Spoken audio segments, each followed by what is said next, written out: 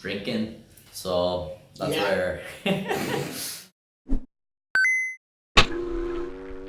So in the last video, I said I would do a Q&A to celebrate 1,000 subscribers. Since then, I've had a huge surge of traffic, and I now have 40,000 subscribers, which is fucking insane. But I'll talk about that more in this video. First off, I want to say thank you to everybody who sent in questions. Realistically, I was expecting about a dozen questions, maybe. As I said, I only had 1,000 subscribers at the time. Ended up getting over 100 questions. Obviously, I won't be able to answer all of those in this video.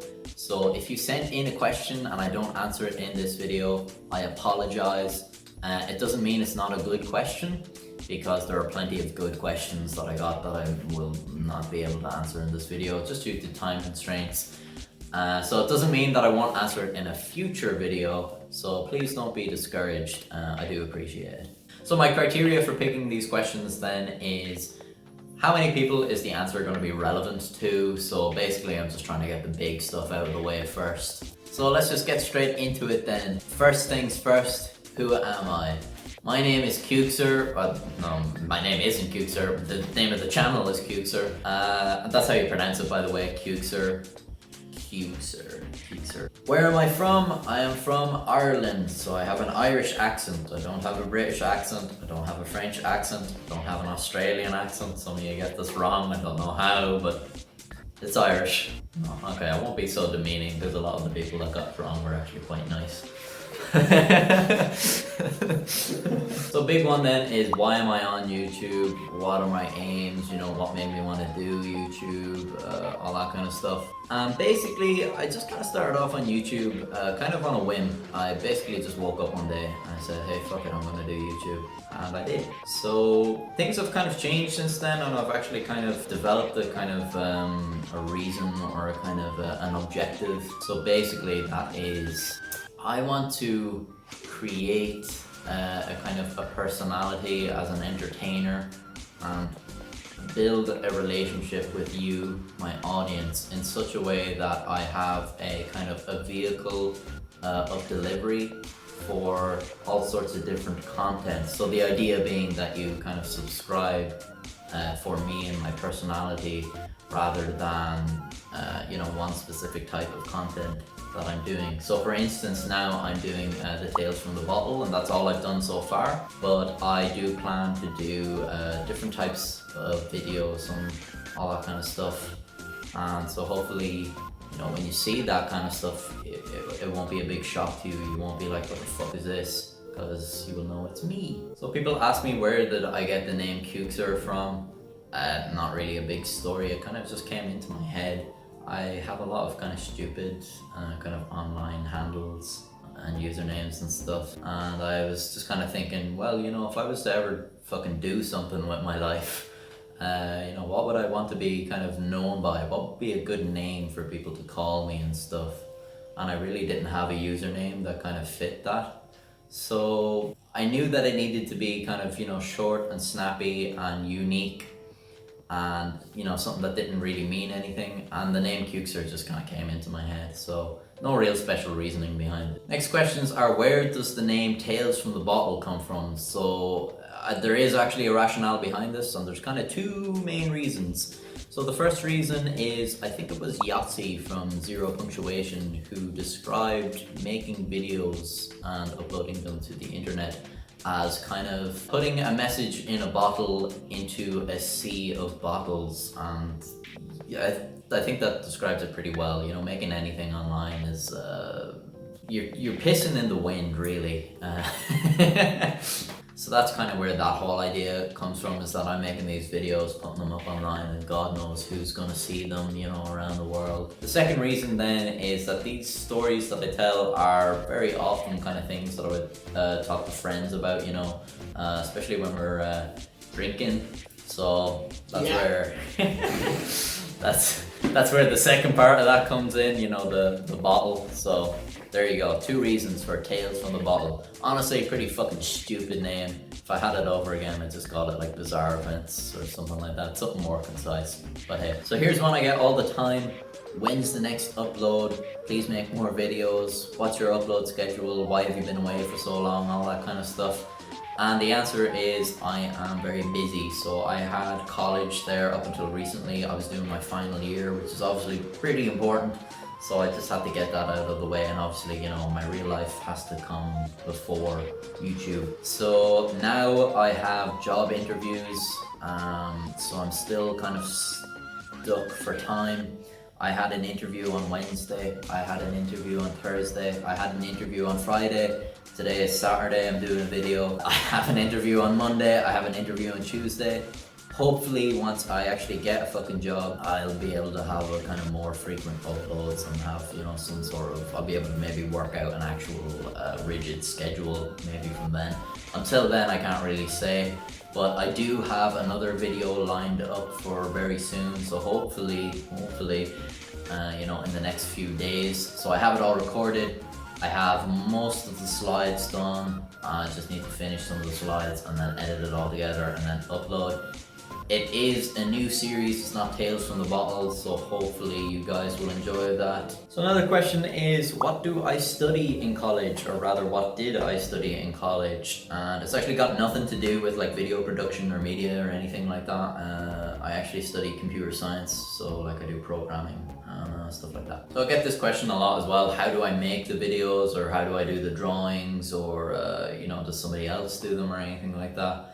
And I might do a video on, you know, a separate video on my whole process to making these things.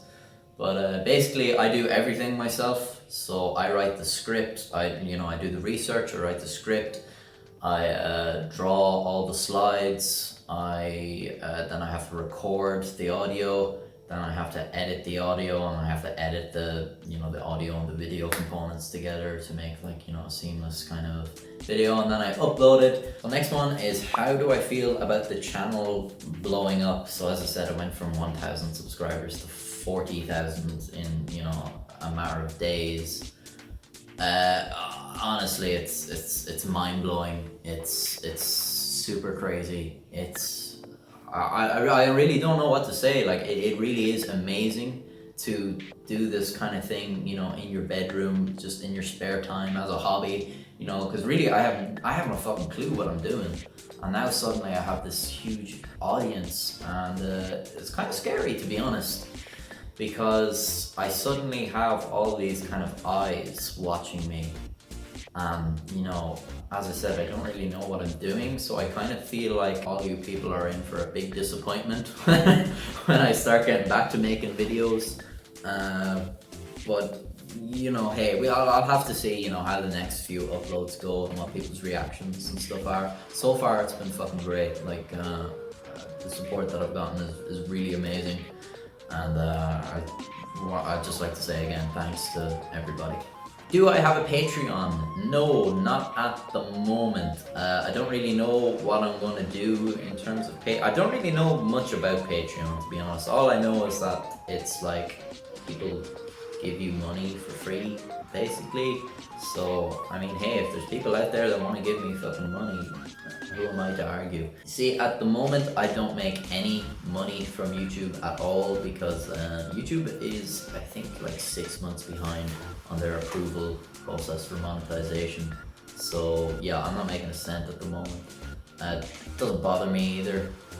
I do these for fun more than anything else. It'd be great to make some money. Would I consider doing YouTube full time if it was a financially viable venture? Yeah, of course, yeah. That's kind of the dream, you know, to be self-sufficient. Not just for me, for anybody. Everybody would love to, you know, get paid to fucking jerk off. Because at the moment, you know, I'm looking at doing a 9 to 5. Now, obviously, having a job is much more stable and secure than doing YouTube. If I was to ever do it, I'd want to make sure that I'd be making more money on YouTube, just because of the risk factor there. I would also never just rely on ad revenue. I would want to set up some sort of kind of business model. So basically, I would want kind of multiple streams of kind of revenue if I was to go down that route, just to make sure that, you know, I'm not fucking my life up. Too late. What was my favorite video to work on? I don't really have a favorite, honestly. They're all kind of equally shit to work on. They're all just kind of a chore to do, you know, it's a hassle to put in all the work, but as I said, it really kind of comes together at the end. So I have a favorite video, that's probably Killdozer. I also like the Secret Spy Suitcase Mystery or whatever I call it. You know, I think those came out pretty good. Okay, so that's all the, you know, the big questions, but I have one bonus question, which is kind of probably only relevant to kind of one person and me, but it's an interesting question, and I'll explain why it's interesting, but first I'll read it. Do they sell Pabst Blue Ribbon where you're at? Or how did you come to put it in your bag death video? I'm from the home of Pabst Blue Ribbon, Milwaukee, Wisconsin, and that's all I drink. It's a generational thing passed down from both sides of my family, so it was awesome to see it in your video. Keep up this great work, you're truly bringing smiles to folks worldwide. Okay, thank you very much for that question. First thing I'm going to do is answer the question, and then I'm going to explain why that's particularly interesting to me. So, I have never seen Pabst Blue Ribbon, I don't think. I've never drank Pabst Blue Ribbon. None of my friends have ever drank Pabst Blue Ribbon.